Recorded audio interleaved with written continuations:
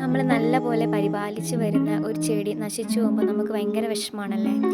അതുപോലെയായിരുന്നു ഇത്. Chinese balsam ആയിരുന്നു. ഞാൻ നല്ല രീതിയിൽ നട്ട് വളർത്തി നല്ല രീതിയിൽ ഫ്ലവേഴ്സ് എല്ലാം കിട്ടിക്കൊണ്ടിരുന്നതാണ്. പക്ഷെ ഇപ്പോൾ ഇതിൻ്റെ അവസ്ഥ ഇതുപോലെ വാടി എന്ത് പറ്റുന്നറിയില്ല. അടിഭാഗത്ത് നിന്ന് വാടിയിട്ട് മൊത്തത്തിൽ ഡാമേജ് ആവുകയാണ്. പൂക്കൾ നല്ല രീതിയിൽ പിടിക്കുന്നുണ്ട്, പക്ഷേ അടിയിലേക്ക് ഭയങ്കര മോശമായിട്ടാണ് പോകുന്നത്. തണ്ടിൻ്റെ താഴ്ഭാഗം ഫുള്ള് ഡാമേജാണ്. പിന്നെ അതിന് നല്ല രീതിയിലൊരു വാട്ടം, നമ്മൾ ഈ സൂര്യപ്രകാശത്തൊക്കെ കൊണ്ടുവെക്കുമ്പം ചെടിക്ക് വെള്ളം കിട്ടാതെ വരുമ്പോഴൊരു വാട്ടമില്ല, അതുപോലെയാണ് ഫുള്ള് നശിച്ചു പോവുകയാണ് ചെയ്യുന്നത്. ആ നശിച്ചു പോകുന്നതിൻ്റെ ഇടയ്ക്ക് ഞാൻ 2-3 കമ്പെടുത്ത് മണ്ണിൽ നട്ടു. അത് അത്യാവശ്യം ഉണ്ടായിട്ടുണ്ട്. പിന്നെ ഈ നശിച്ചു പോകുന്നതിൻ്റെ കുറച്ച് മേലെ ഭാഗം അത്യാവശ്യം നല്ല രീതിയിലുണ്ട്. അപ്പോൾ അതൊന്ന് കട്ട് ചെയ്തിട്ടൊന്ന് റീപോർട്ട് ചെയ്യുകയാണ്. അഥവാ ഇതെങ്കിലും പിടിച്ച് കിട്ടിയാൽ നല്ലതാണല്ലോ. കാരണം ഇത്രയും നല്ല കളറുള്ള ഭംഗിയുള്ള ചൈനീസ് ബോൾസം നശിച്ചു പോകുമ്പോൾ ഭയങ്കര ഒരു വിഷമമാണ്. അപ്പോൾ ഇതുപോലത്തെ കമ്പുകളെല്ലാം ഞാൻ പറിച്ച് ഓരോ ചട്ടിയിലാക്കുന്നുണ്ട്.